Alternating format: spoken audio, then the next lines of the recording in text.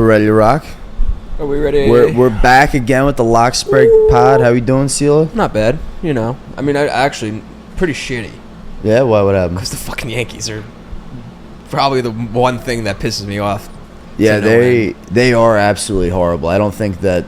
I mean, they literally have never been this bad since we've been born, in our lifetime. But that's the thing. Like, they're not awful, but they're not a championship team, and it's like you can do something about it, but yeah, but that's like that.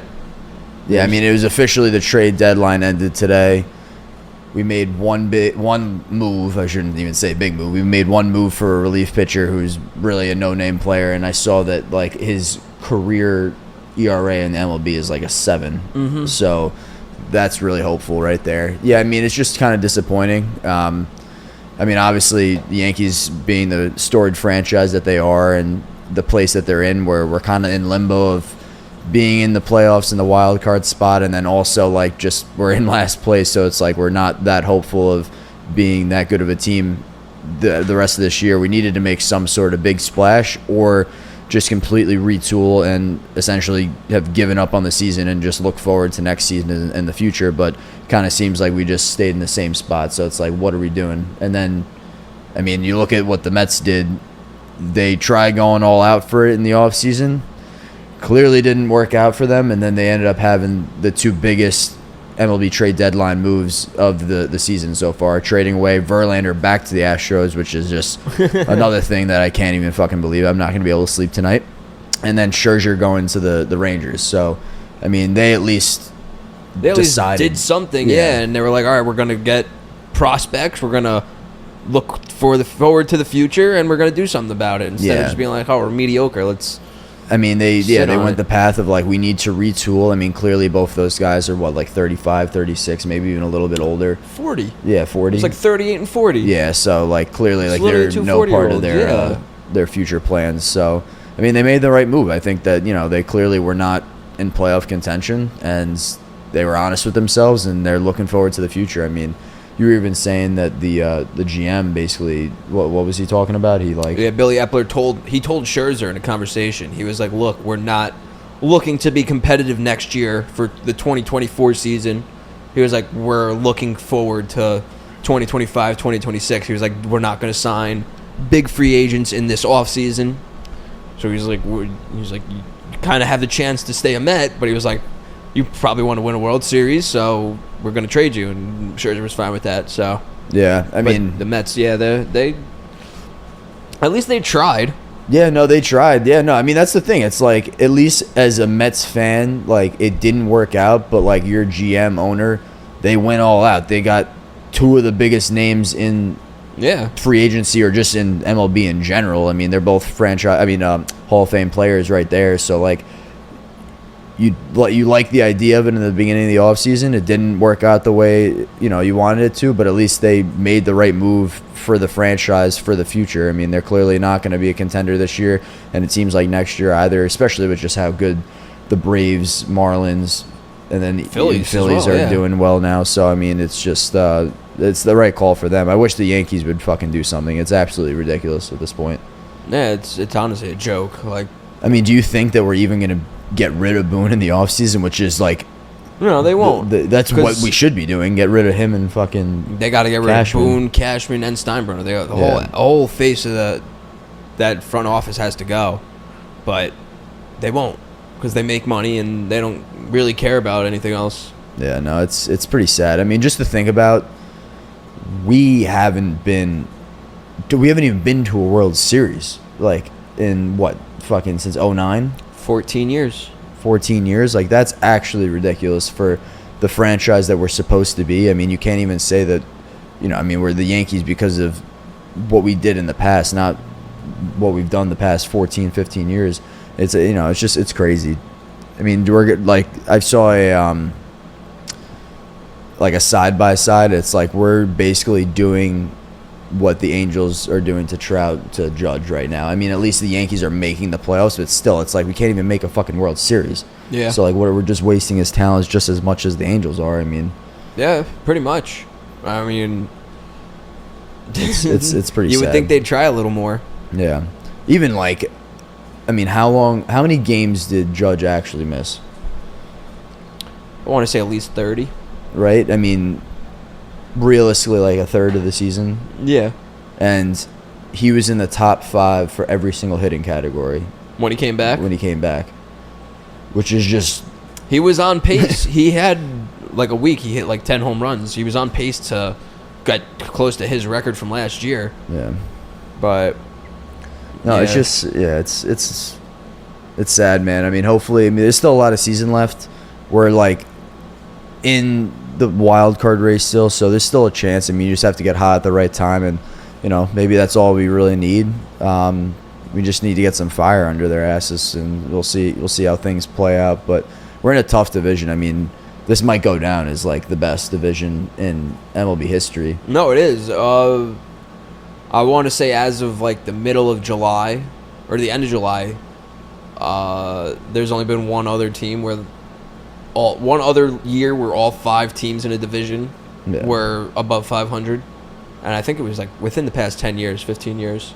Yeah, that's actually nuts, man.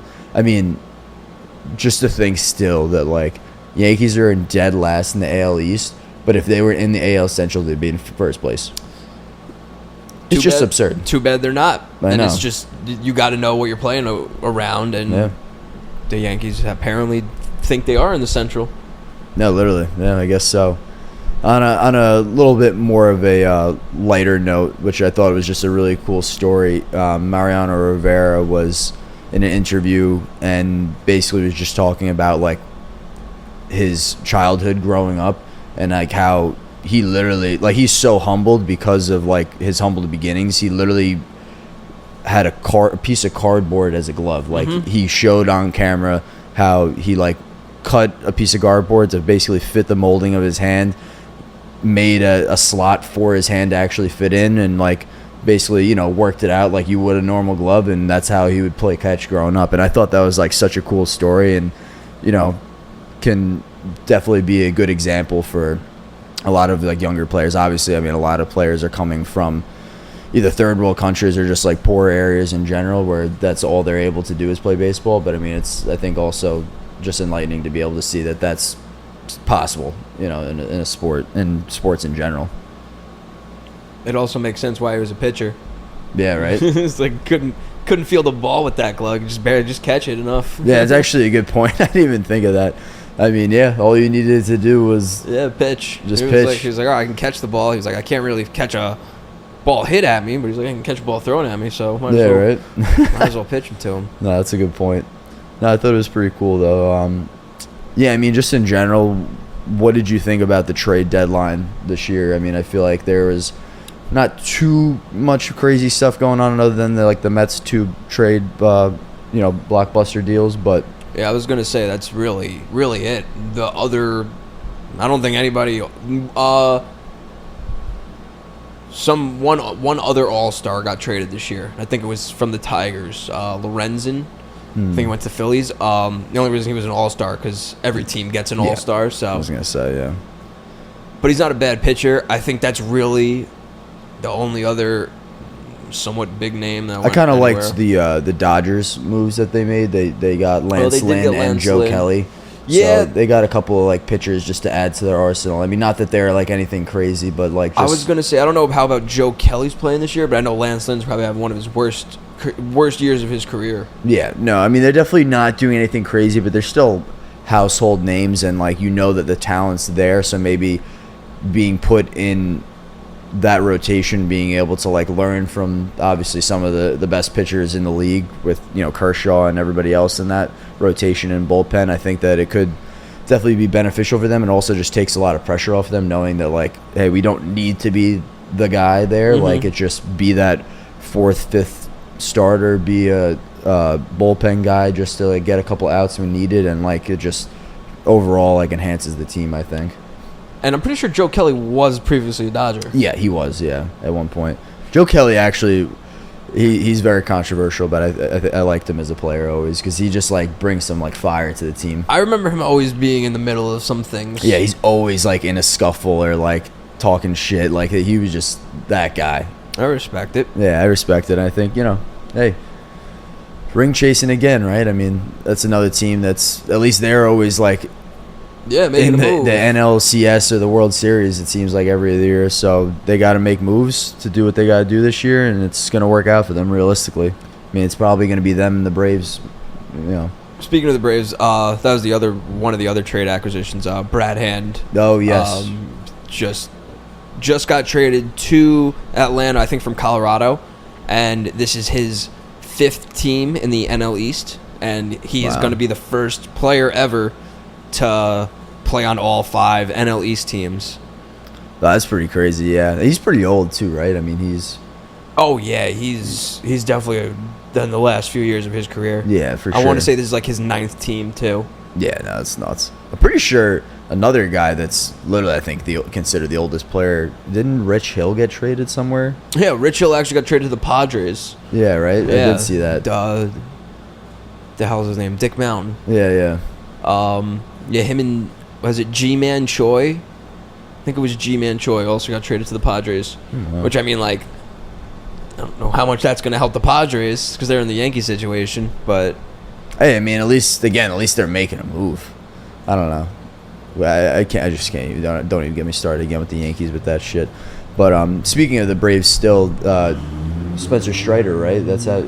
yeah, Strider, yeah. He broke his strikeout record again, being the fastest player to 200 strikeouts. Yeah. That's pretty nuts, honestly. Considering it's his 2nd year in the major leagues. Yeah. Which is fucking ridiculous. Yeah, that's actually nuts. He's also the 5th player ever to have 200 strikeouts in his first 2 seasons.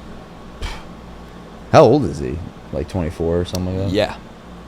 Damn, that's nuts, man. And the Braves gave him like a 7-year, $75 million deal last year. Wow.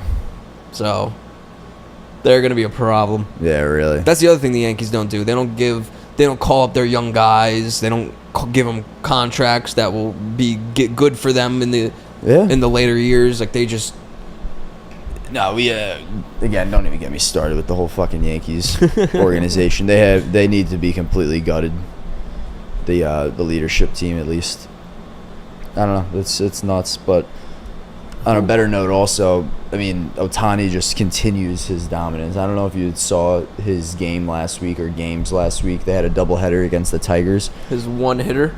One hit shutout, which is his first shutout of his career, which I thought was actually pretty nuts. But I guess he's still No, it makes sense because like he's not.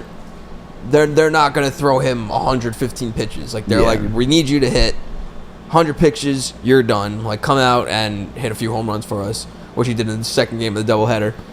Yeah, which I mean, is just they're saying wild. that might be like one of the best performances by an athlete, like in a doubleheader or just like in a in day, any day of baseball. in a day of baseball or day of just sports in general. The fact that he threw a one hit shutout, but then also I think he had like the home run and then a few hits too. No, I mean like he just had like an overall hell of a day. He hit 2 home runs, and I'm pretty sure on his 2nd home run, he like pulled his back and got taken out of the game after that.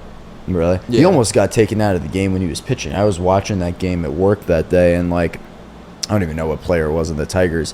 Basically, like a grounder to first, threw it over to Ohtani, Oh, and yeah. he knocked him in the elbow, and he literally was hurt. It seemed like he was hurting for a bit. That but- was all Otani's fault too. Yeah, it like that kinda was just was. something you don't do as a pitcher, Yeah. and yeah, he got really lucky there. That looked really bad. Yeah, no, that could have been pretty bad for him, but seems like he's all right, and he's just continuing his dominance. He ends Yeah. up staying with the Angels too.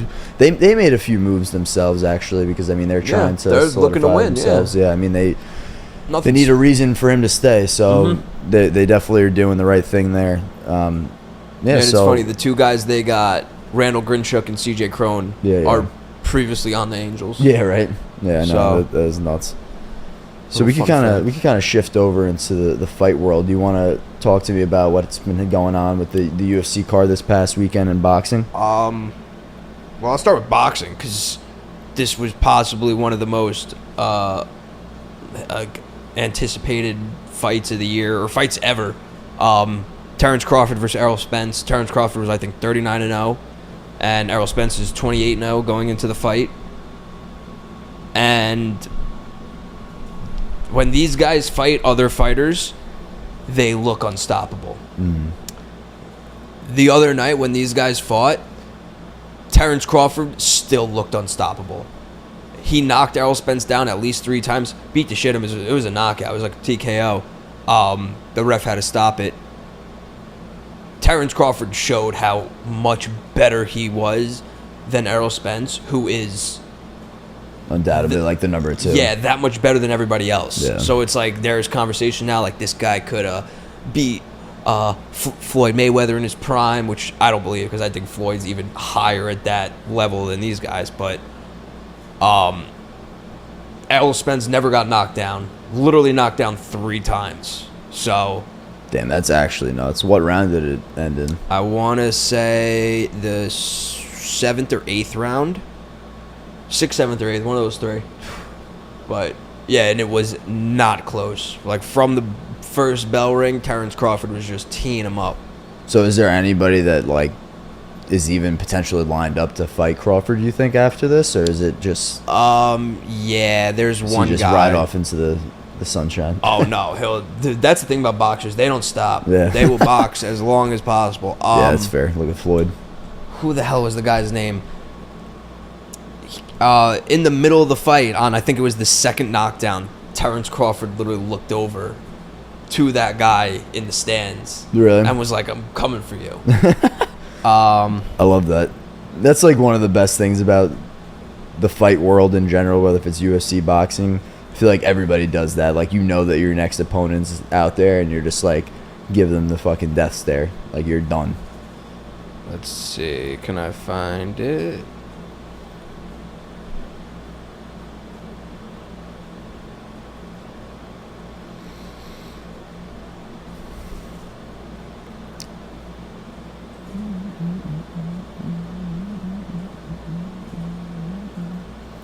Oh,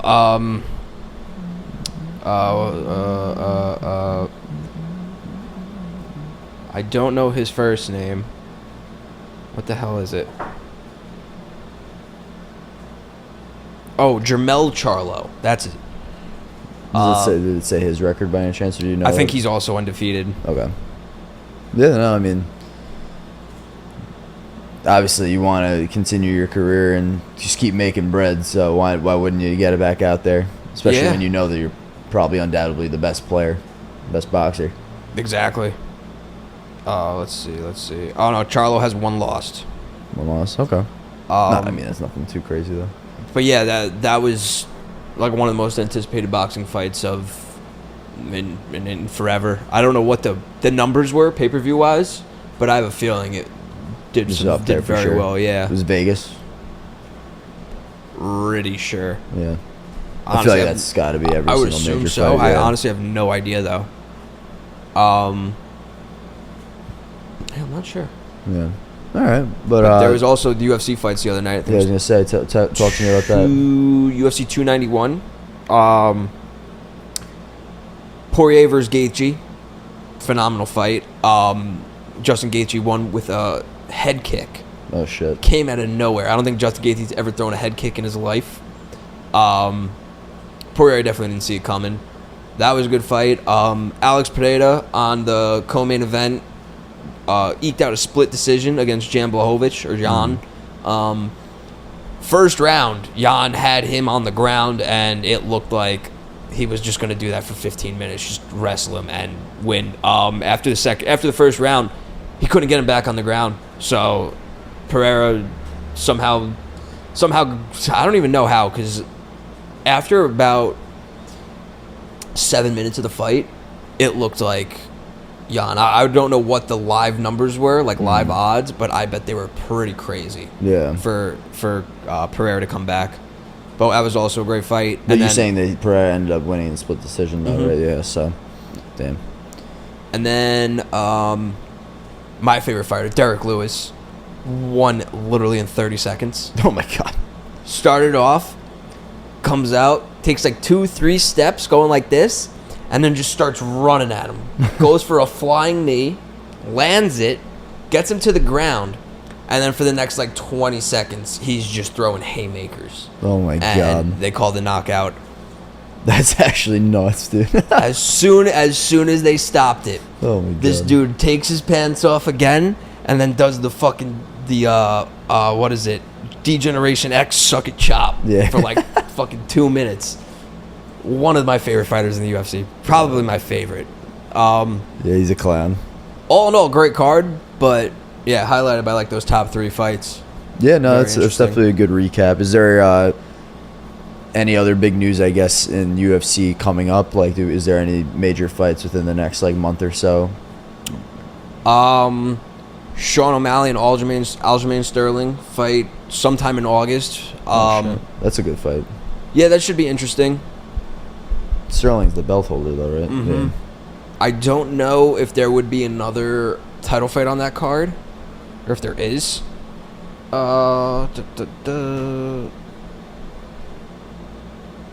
Sterling and O'Malley. Is this O'Malley's first time fighting for a belt? Yes. Yeah, right. Yeah. I mean, he probably realistically he doesn't really stand a chance, though, does he? Do you think? No, not really. Yeah. He's not good on the ground, and Yeah. that's what Aljo is really good at. So it doesn't look very good for him. Yeah. There's actually another title fight. Wei Li Zhang Oh, is yeah. fighting That's who we saw, right? Amanda that time? Lemos. Or am I thinking of somebody else? Yeah, we saw her at Yeah, MSG. right? Yeah, yeah. Yeah. I think she fought Rose on Yeah. that fight. Yeah, yep. I remember that. That was a sick fight. But yeah, other than that, nothing really big coming up until like November, which is John Jones. Okay, yeah, that's gonna Johnny be nuts. Bones. Definitely trying to go to that when it's back here at MSG. Oh, Such an electric 100%. fucking event to be at. I mean, like that's probably my favorite sporting event I've ever been to. Yeah, yeah. I'll never forget the feeling when it was Gaethje and Chandler. Oh my god, dude, that was nuts. After the 15 minutes of that fight, it literally felt like I was in a fight. Like my body hurt.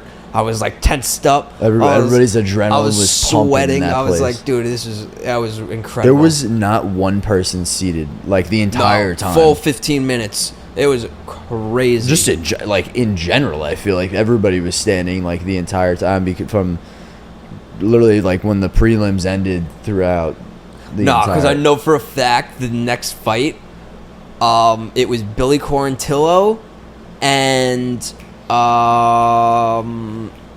I want to say Nate Landwehr. I could be wrong on that. They had like it was in like talks for fight of the year next to the fight that happened literally before them. Yeah, And yeah. everybody was just sitting down because everybody was like so drained from the fight before. And we were like, all right, That's fair. we'll wait till the next fight after this, and we'll get back up. Yeah, yeah. No, that Gaethje Chandler fight was something else, man. That's I mean, yeah, one fight of the year for a good reason. Yeah, it was incredible. Yeah, it was definitely nuts. I'm excited for when it comes back. But we could shift focus in the NBA. I feel like not too much to talk about, but some pretty big things. I mean, the Bronny James going into cardiac arrest during his practice is pretty nuts. I mean, I don't know what your thoughts on it are in terms of like how that's even possible for somebody at his age and with like his physical ability. I mean, I can't really wrap my head around it, but it seems like he's fine now. So, you know, I guess it's something that they're just gonna have to monitor. But like, I mean, he should be fine to play in the future. it's definitely rare, but it's not like it's that rare. If you think about it, in every gym in America, they have defibrillators. Yeah. Like, there's a reason for that. Kids in high school apparently go into cardiac arrest on occasion. So, like, yes, he is a top athlete. Maybe he had some other heart issues but like from videos we've seen like the past week, he seems fine. Like, they ran out to dinner. There's literally pictures of him at dinner, like sitting on his phone. Like, I don't know. It seems like Yeah, just like living life again. No, I mean that's good. I'm happy for him. I mean that's a scary thing, especially, you know, I mean just for anybody, but like just coming from like his background. Obviously, everybody's expecting him to be a next great player. I mean, obviously he's never going to live up to his father's stature, but just in general, I think that everybody knows that he's going to be a first round pick in the next few years. So for something like that to happen is tragic, but it seems like he's going to be completely fine. So that's good. Kind of shifting over, it's pretty crazy. Jaylen Brown just got the biggest contract in NBA history, which I thought was pretty nuts. I mean, obviously he's a great player, but not the first name that I would think of is in terms of being the highest paid player. He got a 5-year, $304 million contract. The guy can't go to his left. Yeah, That's no. like a known thing. Like, he only can go right. I don't know. I don't like it. But, like, NBA, it seems like they could just give money to everybody and nobody. Yeah, I mean, I think that, it's just becoming a trend, obviously. Like, he's a good player. I don't think that he's one of the best players in the league by any means, but it's the Boston Celtics making a move of locking up one of their franchise guys. I mean, it's him and Tatum. They made that pretty clear, and, it's just going to continuously build off each other. I mean, that's what happens with every single contract. It's like, all right, well, he got his money. Now that's setting the standard for everybody else that when they get their max contract, they're expecting something way more than that because they're better than him. And then also people wanting to restructure their contracts. It's just going to turn into a whole thing. But I think that one of the craziest things to come out of this is, like, it was at the same time as the whole Mbappe contract that he got from Al Hilal, which was, 1 year, $770 million or whatever it was. But, like, the fact that that's a 1-year deal that they gave him, and the NBA's highest contract over like a year's span was $304 million is just absurd. Like, it's actually absurd the kind of money that the Middle East has, like Saudis. It's all that oil money. Yeah, that oil money, it's something else, man. I mean, I know that when that contract was offered, obviously it was like the hot buzz of the town within the sports world, and every single player across every league was just like, where's my contract offer like that? Like, I'll fucking go over there and play. And honestly, I've been seeing rumors that money might start to try to dip into the basketball world, just because that's, one of the other big worldwide sports, realistically. I mean, they'll eventually own a team like that, but, like, it's not like soccer's different than every other sport in the world. For sure. Like, there's no big basketball league in Saudi Arabia specifically. Like, there's no big basketball league anywhere else in the world like that compares to the NBA. When you talk about soccer, you got there's so many of them. No, there's literally a million, yeah. And they're all interconnected in some way. So it's just wouldn't really work. Like, American sports are so weird compared to how the rest of the world sports work.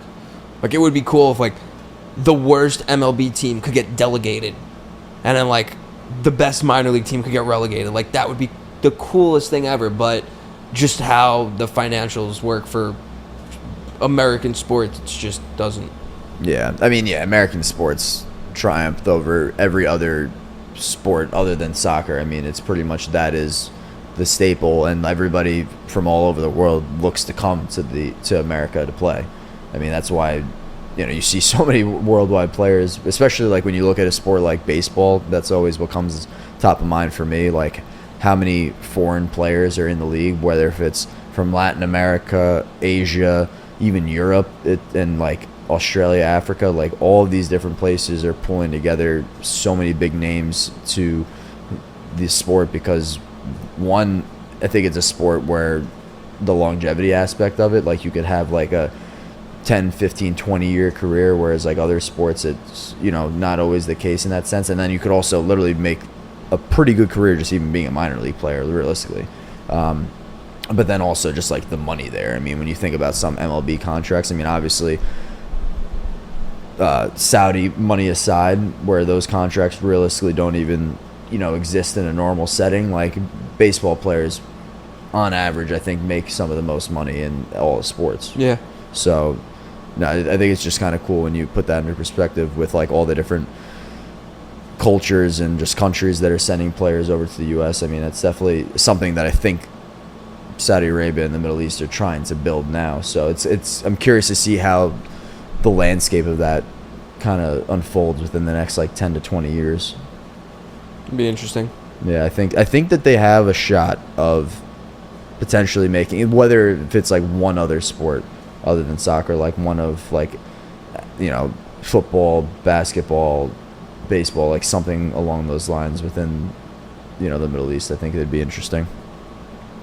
But one other thing I guess I just wanted to note was, this was a little while ago, but the James Harden trade rumors of like how he requested another trade, and I know that Tracy McGrady gave his 2 cents on like the whole thing, and I thought it was honestly a very good point. Like, and this is just what pisses me off about the NBA in general, is that a player like James Harden, like literally one of the best players in the league, like undoubtedly. I mean, he's had such a great career. He's realistically going to be a Hall of Famer when it's all said and done. But like the fact that players just jump from team to team like that, especially, I mean, I think he was a good fit with the 76ers. Like, I don't think that that's like a far-fetched thing, but the fact that he's already trying to have a trade request to go somewhere else where he didn't even play there a full season, and like they had a very solid team. I mean, Embiid was the MVP. Like, there's no reason for him to want to leave, but the fact that like players are literally just bouncing from team to team like that. I mean, he's literally played with probably the most amount of Hall of Famers in terms of current active players right now than anybody in the league. And like he just is like, where do you go now? You know what I mean? Like you played with everybody. Like there's nobody new that you could really play with, or that a team would want to take over, like take you on. I just don't even understand. Yeah, I think it's pretty obvious he's not a championship player. He's just good. He's just a good shooter. That's about it. Yeah, I mean, I think that's what it comes down to. I mean, he's just like, I guess you could say he's really the opposite of a ring chaser, because you're just not going to teams where you're like looking to build like an actual He's foundation. a strip club chaser. Yeah, no, literally. I mean, which is kind of sad. I feel like, I don't know. I feel like as any sports player, you should want to achieve like a legacy for yourself, and I think that gets watered down when you're, throughout the course of your career, you've been on anywhere from like 4+ teams. I think it just like completely just like strips away, you being a franchise guy for like any specific team. I don't know. I always thought about that with like every sport, but I feel like that's the case heavily with basketball. I don't know how you feel about that with like Hall of Famers or just like legacy players having been on like multiple teams. I mean, basketball is different. It seems like it's nobody cares anymore. But that's the thing, anymore. Like, I feel like it wasn't always that case. Well, of course not. Like I don't understand like what was the main reason for that big switch. I think it's just, I don't know. I don't know if it's like almost like because of the movie star status that some basketball players really have. I feel like they're a little bit more in a spotlight than MLB players sometimes, and even NFL players. I mean, NFL players are definitely up there, but like I feel like, to me at least, like NBA players are like almost like more like Hollywood than some other sports. It's because there's less of them. Yeah, right. That's literally the only reason. Yeah. No, I feel like that's fair. We could kind of transition into NFL now. I feel like there's been a lot that's happened since we last talked. Literally the following day, we were talking about how the Giants ended up signing James Robinson because we didn't know where everything sat with Barkley, but that following day he ended up signing a 1-year, $11 million contract. I mean, I'm happy for him. I'm happy for the team. I wanted to see him stay. I mean, realistically, we don't know if there's still a future after the season with him. But I still feel like the whole running back landscape is just in a whirlpool right now. I mean, he originally got a contract that was more years and more money per year than what he ended up signing for. But I think that the whole thing was, and correct me if I'm wrong, that after, like, going into the offseason, everybody expected him to kind of set the market and for there to be kind of this, like, domino effect of, like, players getting their contracts and getting signed or whatever, get their money. But that was just not the case. I mean, you look at Zeke released, Cook released, like, all these different players in contract disputes, and Yeah, because the owners all got together and were like, so we're not paying the running backs, right? And they're like, hell no, fuck those guys. And that's exactly what happened. It's actually nuts because, I understand, like, they're more injury prone. They have a shorter career span than pretty much every other position, but they're just not worth it. They do account for a lot of the offense in the grand scheme of things. And, like, if you look at the average running back and kicker for the 2023 season, the average contract is higher for kickers than running backs, which I just think is absurd. I mean, Give me Justin Tucker than any other running back in the league. you think? I mean, I don't know Who? about Derrick that. Henry? I'd rather Justin Tucker.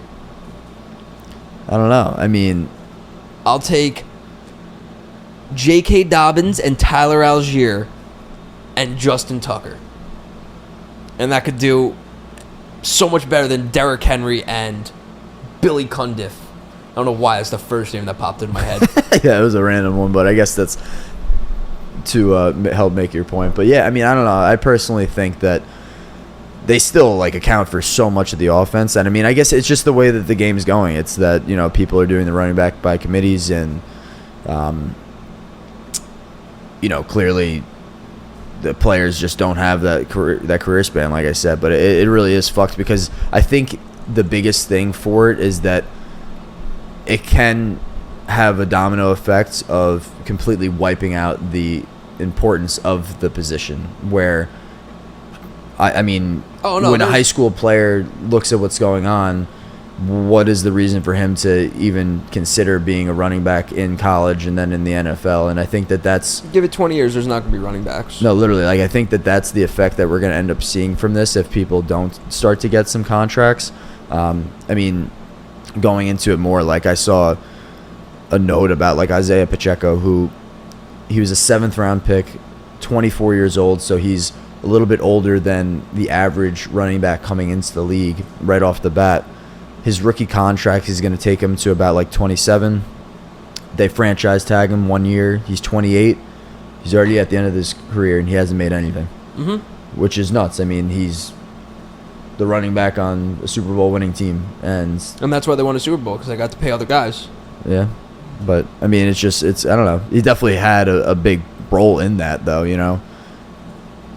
I feel like there's got to be something, though. I mean, I know we talked about this last time, where maybe they just agreed to give them, more money during their rookie contract season or something along those lines. I think that's what it's going to have to end up coming down to, as opposed to like the contract extension after all is said and done. Like, they're going to have to get paid more like during the beginning of it. Owners have the running backs in a corner right now. It's literally they dictated the market, and they dictated it. That's the top running back worth $11 million. That's it. They're not. No, I know. They're screwed. It's fucked. Unless all the running backs say we quit, we're not going to play for you. They're fine, and it's just that's how it is now. Yeah, no, it's fucked. I mean, even if you look at JT, he requested a trade from the Colts. Israel, who's kind of been leading the charge in that sense of saying that, like, I would never pay a running back, is like, we're not trading you. Exactly. It's literally get fucked. Yeah. Like, if they trade them, they'll get picks, and that's it. It's a lose-lose for the running backs, and it seems like that's about it now. Like, I give it 10 years, and there just won't be a running back position. No, yeah, I literally think that's what's going to end up happening. Have, I mean, I know it sounds extreme, but, like, I think that's where everything is leading. I mean, yeah, you're like, going to have wide receivers that know how to run the ball, like Deebo Samuel. Yeah. Which who will be, hopefully they'll be the highest paid players, because they'll be even more valuable. But it's literally going to be instead of running backs who can catch a ball, it's going to be wide receivers who can run the ball. And that's literally how it's going to be. Yeah, no, I think that's a hot take, but it's going to be true at one point for sure. Because, I mean, why would anybody risk their life, in a sense of, like, with all the CTE and everything, with concussions and stuff like that, to, like, literally not get paid nearly as much as, like, any other position in the sport. Could you imagine within, like, the next couple of months they come out with a study, and it's like running backs are 10 times more likely to develop CTE, and the owner's like, oh, we told you, like, we're just going to stop having running backs now. And they don't have to pay anybody. I mean, I wouldn't be surprised. Something's going to unfold with it. I think that this is going to be an ongoing thing throughout the entire season, and I think by next season we're going to have a little bit more clarity as to, like, what the future holds. We have some breaking news. Framber Valdez of the Astros threw a no-hitter.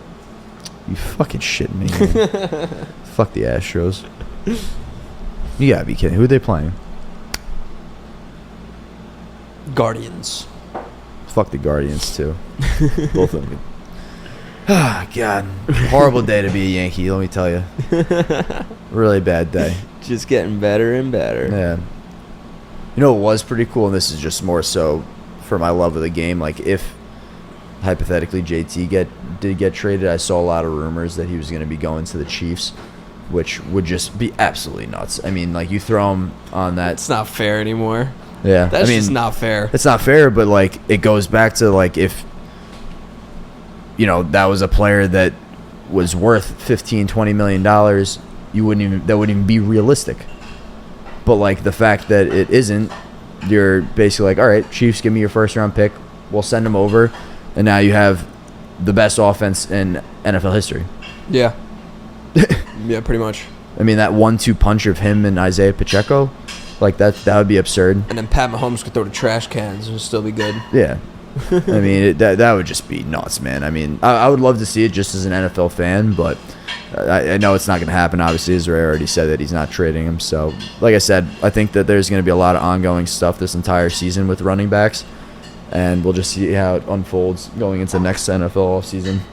Especially, I think there's a lot of, I mean, you add Barkley and Jacobs to the mix of already NFL free agent running backs that are going to be for next season. So I think it's definitely going to catch a little bit more fire going into next year. So we'll see how that plays out. But in general, there was a lot of other contract extensions too. Trayvon Diggs ended up getting a 5-year, $97 million extension.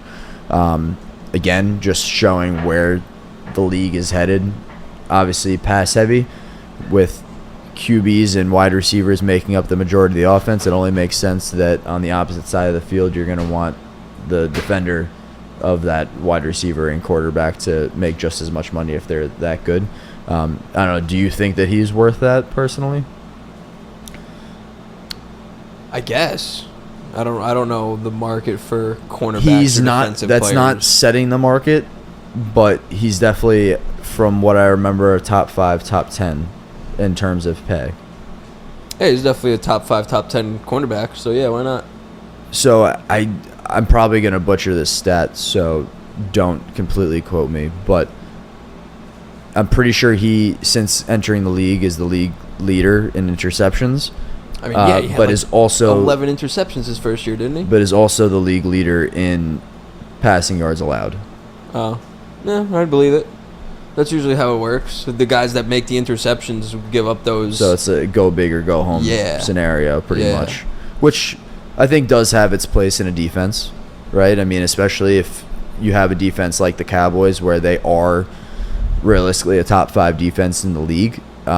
You can afford to have one guy in the corner that is, you know, goes for it. Yeah, that like flair to the defense.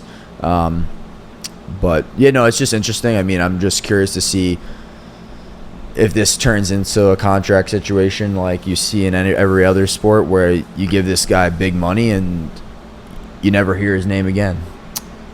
I can see it. I can definitely see that. Could happen. I feel like cornerback's a little different position. It's not like as much pressure. So like, I mean, I actually disagree where they have the most pressure at any defender. Because again, such a pass heavy league, they're expected the most is expected out of them. I mean, you can give up a big play in an instant if you know. Yeah, that's true.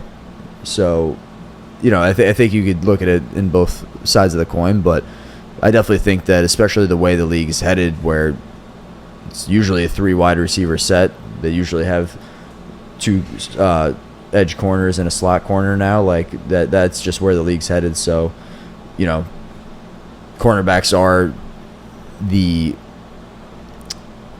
you know, I'm trying to think of the best way to phrase it, but like they're in a situation where like they're in the spotlight 24/7. If they fuck up, they're off the team, or like they're gonna get cut, whatever it is, traded. So I don't know. It's definitely something. It's interesting. I'm just curious to see how that plays out with the market in general going forward. Again, do you know how much of that money is guaranteed? Because I feel like that has a lot to do with it. I want to say it's like 2/3. I was gonna say you give me like 3/4 of that, and they could walk away real easily. Yeah. But like you're only getting half of that. Like you're gonna bust your ass to get the rest. Let of me it. see for sure. 'Cause I don't remember exactly, but I want to say it's like 2/3. But yeah, no, it's interesting. I mean, we had another contract extension as well, which I will get to in just a second.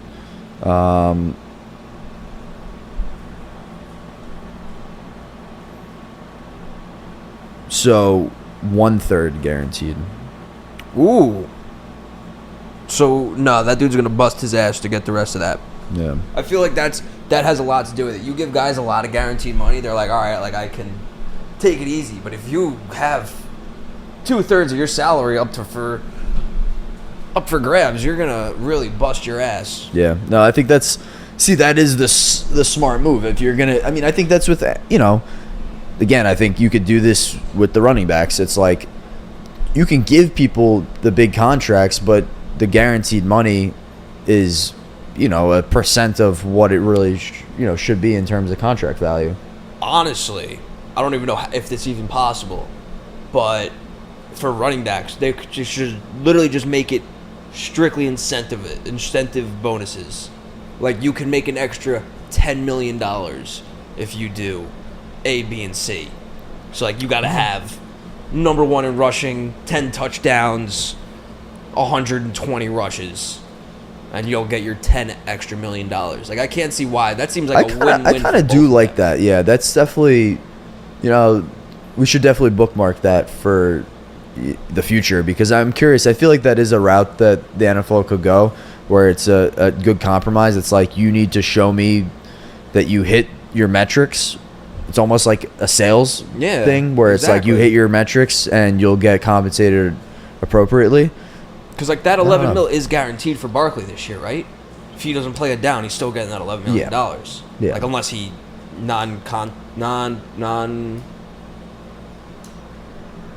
whatever they wanted to put Justin Taylor for, or JT.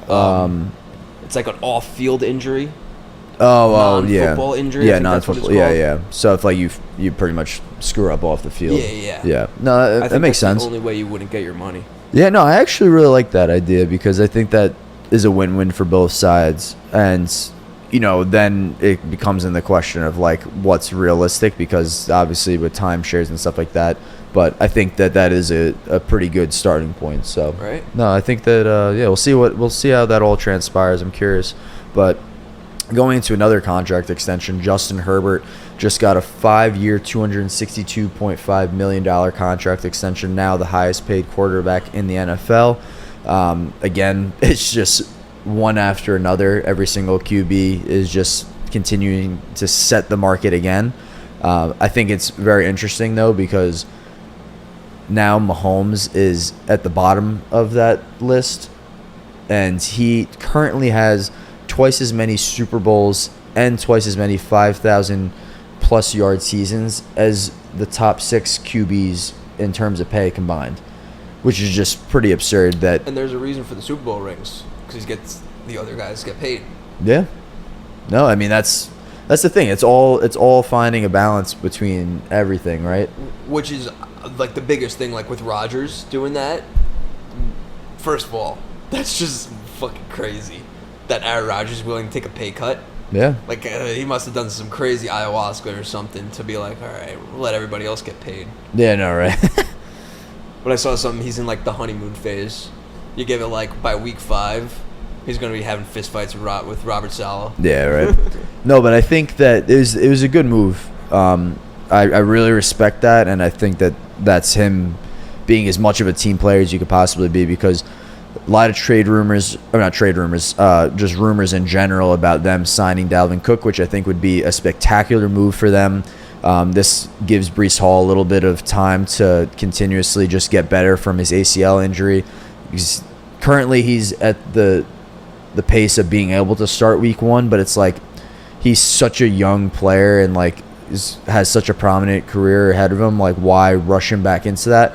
Throw a Dalvin Cook in there who, on the flip side of it, has had a spectacular career for the most part and is on the end of his career, so you could pretty much use it as transition period. Have Dalvin Cook do the 70-30 snaps in the first quarter of the season while Breece Hall is slowly getting acclimated again, and then you fire him off at the back half of the season like you did this past year, getting acclimated to being a rookie. And then in general, you have that rookie fire that you see like in Isaiah Pacheco with the Chiefs going into the playoffs and the Super Bowl. So I think that's definitely a smart move if they end up pulling that off. But then in general also, Aaron Rodgers made a comment which was just so un-Aaron Rodgers like of, I did this contract negotiation restructuring because he wanted money for the team to be there for the midseason, because he's seen the trends the past few years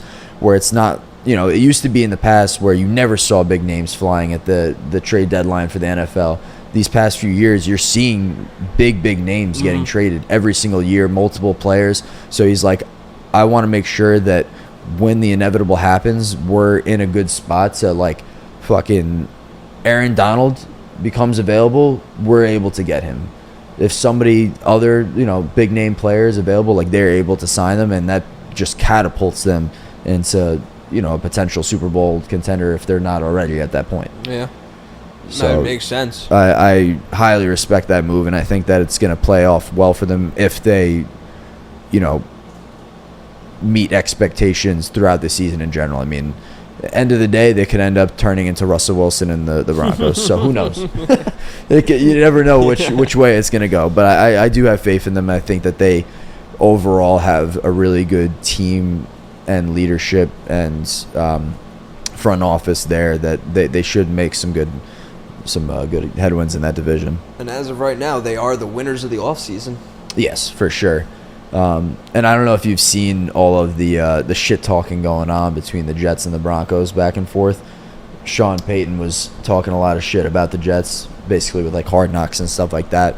And Robert Saleh basically came back at him like, well, we must be doing something right if you're talking shit about us and we don't even play you until week 5. So I didn't even hear that. I saw Aaron Rodgers said something about Sean Payton, but I didn't even know Sean Payton said something to them. Yeah, Sean Payton was the one that kind of initiated the whole, stuff going on back and forth. Saleh fired back, and then Rodgers, obviously, biggest shit talker probably in the NFL, one of them at least. So it makes sense that he had to chime in too. So I think that definitely helps create some NFL drama. And then, like I said, I mean, I think that everybody, or maybe not even everybody, because I personally haven't seen that floating around in the NFL like discussions, but just the fact that the Jets could literally end up being what happened last year, so with the Broncos. So it's something to keep an eye on. But I think it was interesting.